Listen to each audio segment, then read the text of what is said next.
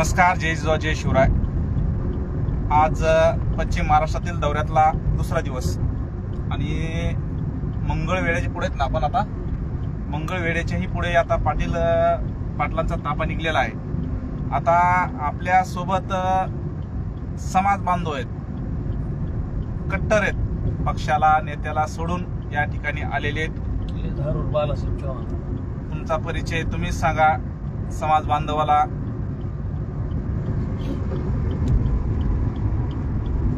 मी जय शिवराय, मी बालासाहेब चव्हाण, किल्ले धारूर, चोरांबा। 9-10-11 महिने झालं मी दादासोबत सेवेत आहे।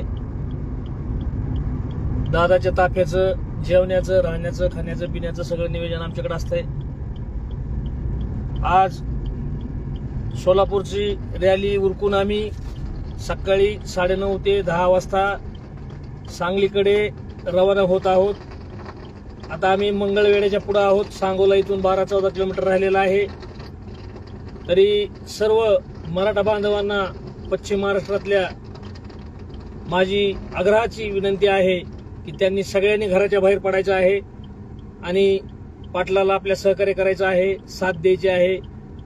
आपल्या मराठ्याचा राजा मराठा योद्धा मनोजदादा जरांगे पाटील हे आपल्यासाठीच लढत आहेत।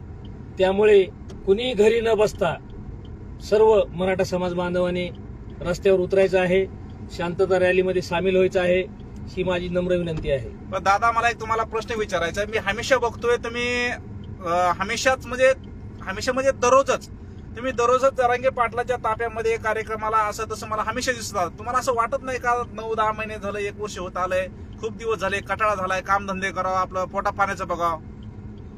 आता माझं गाव चोरांबा, तालुका धारूर, जिल्हा बीड। तर मला असं म्हणायचं आहे की मी आज पाटलासोबत फिरतोय त्याला 11 महिने झाले। स्वतःची गाडी, स्वतःच पेट्रोल, सगळं काही स्वतः करून मी पाटलाच्या ताफ्यामध्ये सामील असतो। बरं थांबा, तुम्हाला एक थांबवतो मी। आता काही जण म्हणतात की जरांगे पाटलाच्या ताफ्यात गाड्या येतात, मग हे गाड्या कोण देतंय, गाड्याला पेट्रोल कोण देतंय, गाड्या कोणी नेता देतंय का किंवा एखादा पक्ष देतंय का? आता ही जी गाडी आहे, आता ही जी तुमची गाडीचा नंबर काय? MS13 DY 9494 या गाडीचा नंबर आहे। ही तुमची गाडी आहे का? माझी स्वतःची गाडी आहे। मी पाटलाच्या मागे फिरण्यामुळे गाडी घेतली। तुम्ही स्वतःच्या गाडीमध्ये स्वतःचं पेट्रोल टाकून स्वतःचा कामधंदा सोडून 10 महिने झालं फिरतात। खरंच तुमचं करावं तेवढं कौतुक कमी आहे। आपल्यासोबत आणखीनही नांदेडचे समाज बांधव आहेत। दादा, आपला परिचय द्या। जय शिवराय, मी बाळासाहेब प्रकाशराव इंगळे, महाराष्ट्र सायकल आंदोलक। मी आज गेली 2 वर्ष झाली सतत माननीय आमचे परममित्र मनोजदादा जरांगे पाटील यांच्या सोबत आहे आणि आजचा जो दौरा आहे हा सोलापूरहून सांगलीकडे निघाला आहे। मला पश्चिम महाराष्ट्रातील सर्व आपल्या मराठा समाजाला आवाहन करायचं की आपण आता सर्वजणांनी सांगली या ठिकाणी आदरणीय मनोजदादा जरांगे पाटील यांना साथ द्यावी, हीच माझी एक इच्छा आहे। आणि गेली बरेच दिवस झाले आपला जो आरक्षणाचा मुद्दा जो मागे पडलेला आहे तो आता कुठल्या तरी अंतिम टप्प्यात आलेला आहे। तरी सरकार आपली कोणतीही दखल घ्यायला अजून तयार नाही। तर आपल्याला सरकारकडनं बघता आपले नेते संघर्षयोद्धे ते निस्वार्थपणाने करत आहेत, त्यांच्या मागे राहणं हे आपलं कर्तव्य आहे। जय शिवराय। हे नांदेडचे भारत दादा आहेत, बाळासाहेब इंगळे दादा। तर खर तर यांचा परिचय का द्यावासा वाटतं माहितीये का? तेही दाखवा तुमचा मोबाईल मधला फोटो। याने कुठनं ते कुठपर्यंत महाराष्ट्र पूर्ण आतापर्यंत 3 सायकल यात्रा केली। 3 सायकल यात्रा महाराष्ट्रभर केली। आता 4 व्हीलर गाड्यामध्ये फिरायला तुम्हाला आम्हाला कंटाळा येतोय, मोटरसायकल तर नको वाटते। लईत लई आपण 40-50 किलोमीटरचा प्रवास करू शकतो, परंतु इंगळे दादाने जवळजवळ 3 वेळेस